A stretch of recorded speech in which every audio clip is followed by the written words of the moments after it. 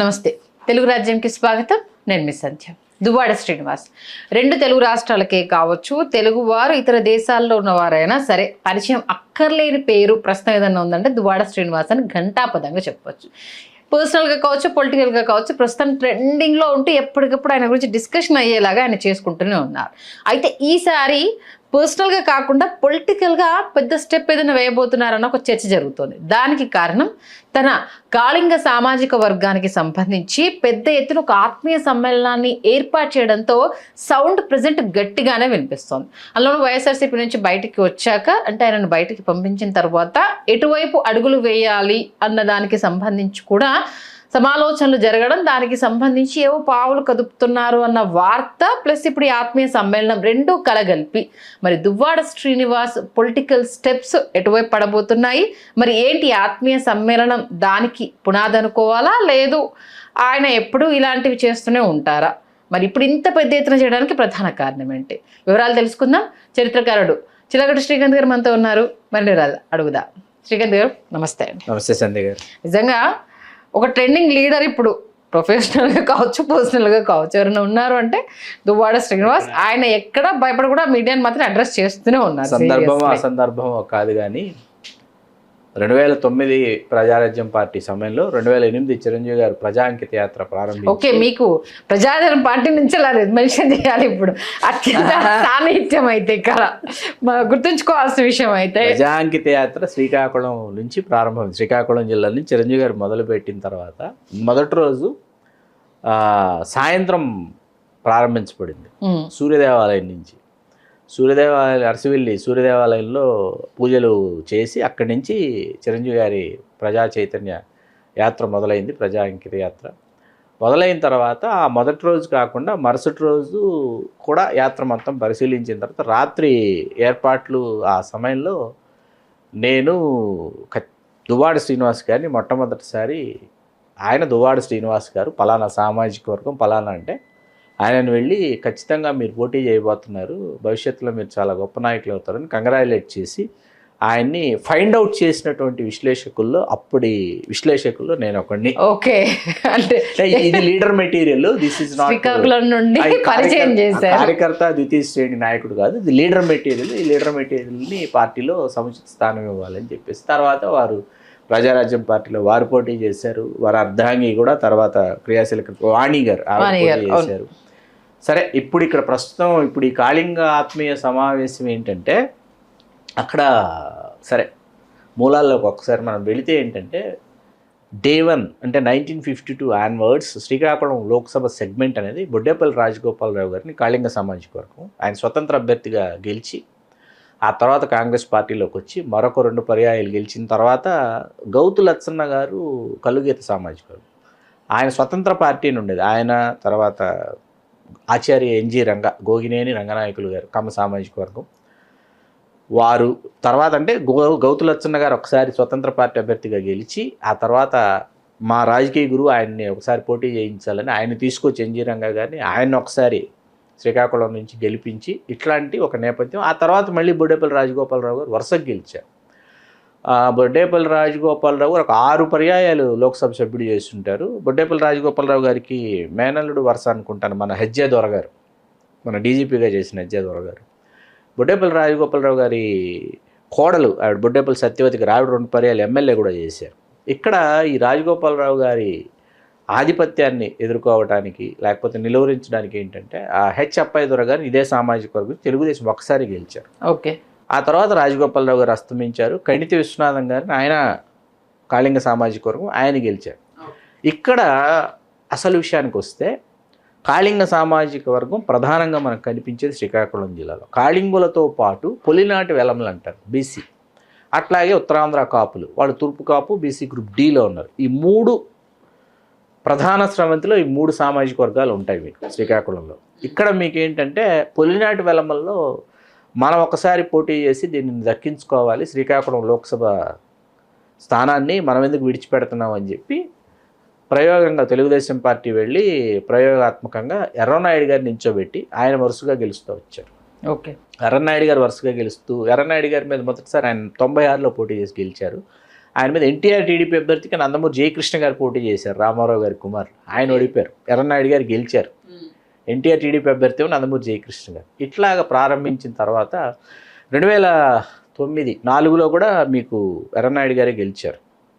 2009లో మీకు కిల్లి కృపారాణి గారు మళ్ళీ కాళింగులంతా ఏకమయ్యి, ఇప్పుడు పొల్లినాటి వెల్లమలతో ఇక్కడ ఎట్లా ఉంటుందంటే ఈ నియోజకవర్గం, పొల్లినాటి వెల్లమలతో తగు వచ్చింది అనుకోండి ఉత్తరాంధ్ర కాపులు కాళింగులకు చేస్తారు. కాళింగులకు తగు వచ్చింది, కాళింగులతో తగు వచ్చింది అనుకోండి, స్పర్ధలు ఏర్పడ్డాయి అనుకోండి సామాజికంగా, పొల్లినాటి వెల్లమలకు చేస్తారు. వీళ్ళకి పోటీ చేసే అవకాశం రాలా. ఓకే, ఇట్లాంటి ఒక విచిత్రమైనటువంటి నియోజకవర్గం. ఎప్పుడు సపోర్ట్ ఫ్యాక్టర్ గానే ఉన్నారు. వస్తా అక్కడికే వస్తున్నా.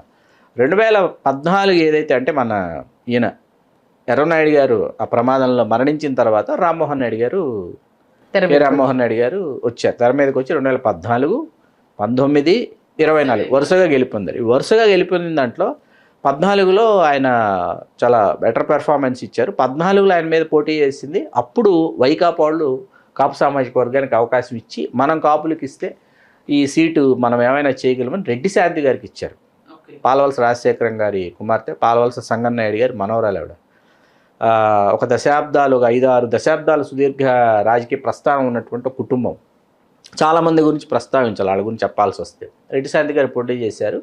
అప్పుడు 2014 కూటమి ఏది, అప్పుడు కూడా కూటమిగా తెలుగుదేశం, భాజపా, జనసేన కొత్తగా వచ్చి చేరింది. కూటమిలో 125,27,000 ఓట్ల ఆధిక్యతతో అప్పుడు రామ్మోహన్ నాయుడు గారు గెలుపొందారు. 2019 ఎన్నికల్లో దువ్వాడ శ్రీనివాస్ గారు వైకాపా అభ్యర్థి.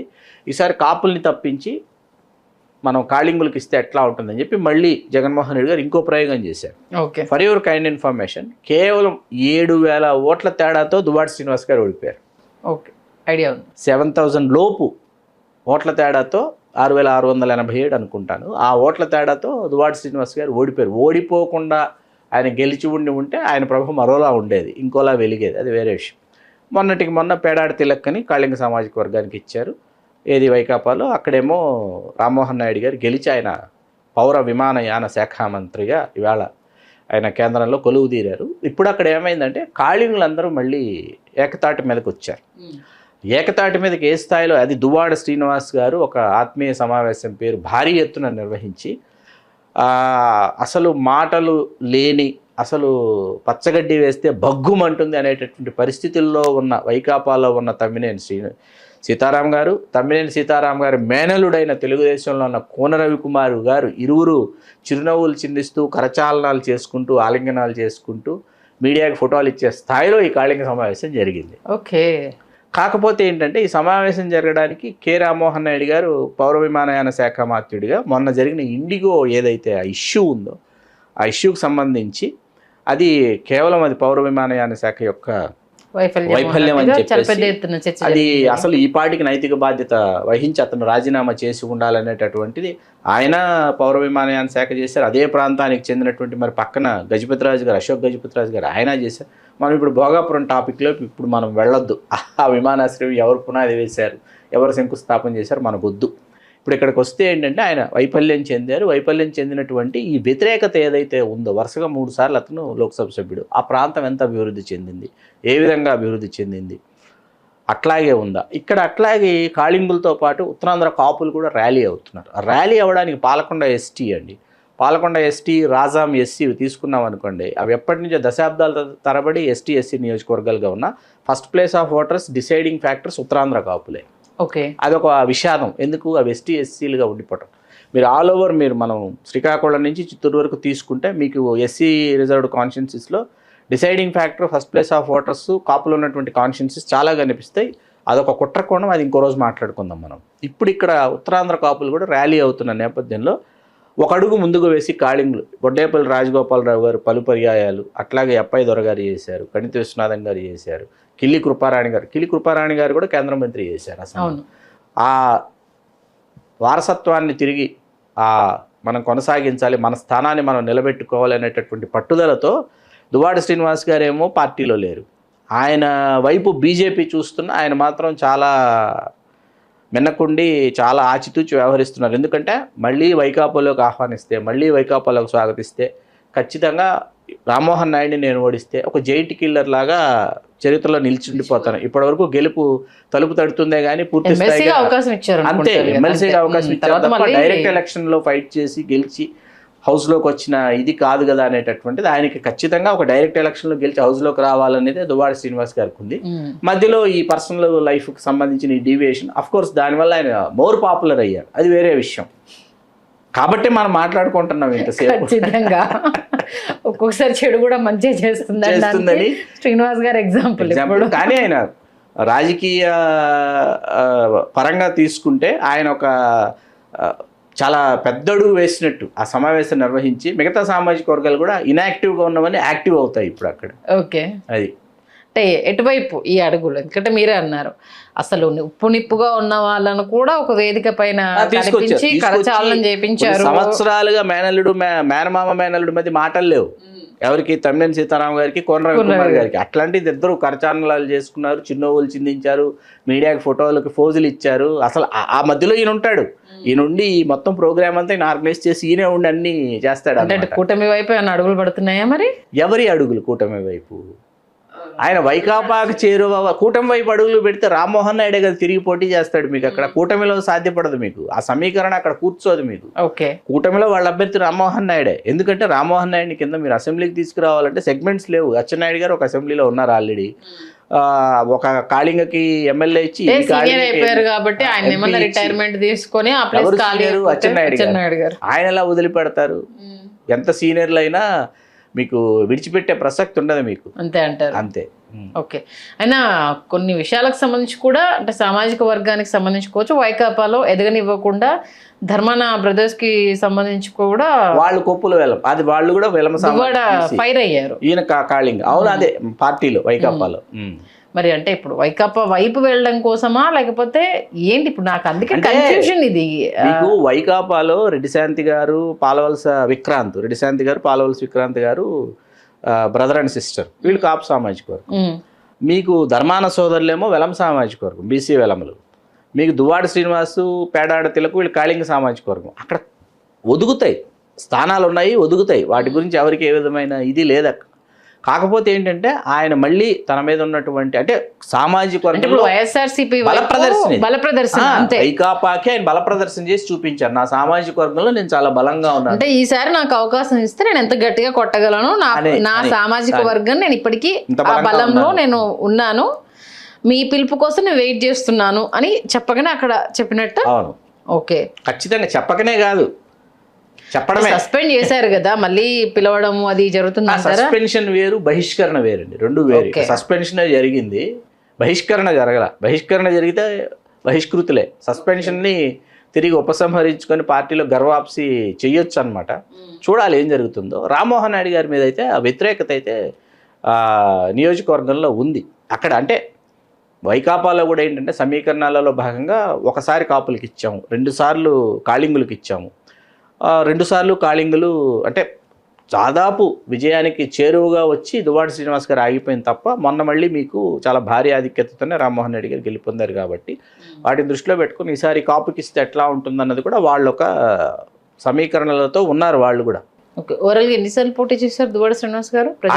ప్రజారాజ్యంలో ఉప ఎన్నికలో కూడా పోటీ చేశాడు ఆయన. ఉప ఎన్నికలో పోటీ చేశారు, తర్వాత ఇక్కడికి వచ్చారు, ఇక్కడ పోటీ చేశారు. అంటే ఎన్నిసార్లు పోటీ చేసినా మీకు ఇక్కడ శాసనమండలి సభ్యుడు కాగలిగారు, సామాజిక వర్గంలో గుర్తింపు ఉన్నటువంటి ఎమ్మెల్సీ అయ్యారు. అంతే, ప్రత్యక్షంగా అయితే ఓటర్ల నుంచి ఆ ఓటమి అదే గెలుపునైతే తీసుకోలేకపోయారు. 2019లో అదృష్టం కొంచెం తప్పటడుగు వేసి పక్కకు నెట్టింది ఆయన.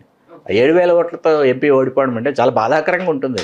2019లో పార్టీ అధికారంలోకి వచ్చి కేవలం 7,000 ఓట్లతో ఓడిపోవడం అంటే చాలా బాధాకరంగా ఉంటుంది ఏ అభ్యర్థికైనా.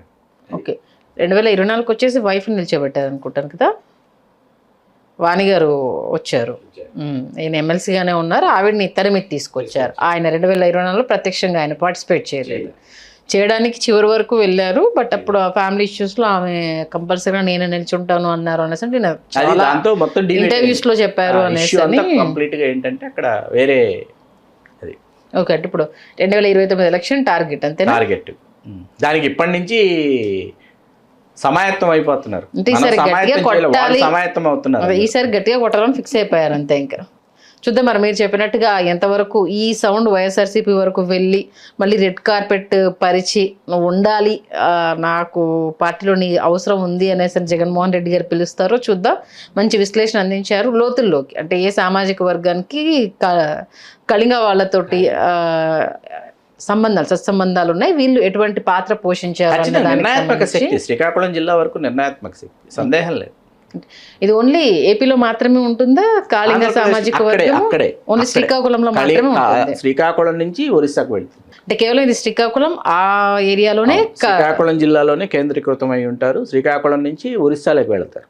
ఓకే, ఒరిస్సా నుంచి మళ్ళీ శ్రీకాకుళంలోకి వస్తారు. విజయనగరంకి వచ్చేటప్పుడు డెన్సిటీ తగ్గిపోతుంది. శ్రీకాకుళం వరకే కేంద్రీకృతం అవుతారు. ఈక్వల్ టు బ్రాహ్మిన్స్ అంటారు వీళ్ళు, ఆ స్థాయిలో ఉంటారు. ఒకప్పుడు ఓసీలు, ఒకప్పుడు ఓసీ కమ్యూనిటీ ఆఫ్టర్ 80s నాకు గుర్తున్నంతలో ఎన్టీ రామారావు గారు ముఖ్యమంత్రి కావడానికి ముందో ఆయన తొలినాళ్లలోనో, అది సరిగ్గా గుర్తులేదు కానీ వెనుకబడిన తరగతుల్లో చేర్చారు. ఆ తర్వాత బీసీలో కొనసాగుతున్నారు.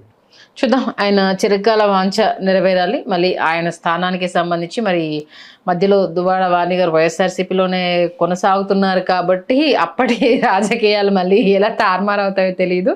చూద్దాం మరి ఇప్పుడు ఈ చేసిన ఈ సౌండ్ మరి ఇంకెన్ని రాజకీయ చిత్రాలను తెర మీద తీసుకొస్తుందని చక్కటి విశ్లేషణ అందించారు. ధన్యవాదాలు శ్రీకాంత్ గారు. థ్యాంక్ యూ సంధి గారు. హలో, తెలుగు రాజ్యం ఛానల్ చూస్తున్నారా? సామాజిక రాజకీయ జీవన చిత్రణే తెలుగు రాజ్యం. అతిశయోక్తులు అసత్యాలు ఉండవు. రాజకీయ కోణం కాదు, ప్రజా కోణమే కొలబద్ద. తెలుగు రాజ్యం వీక్షణ మీ ఉత్తమ అభిరుచికి నిదర్శనం.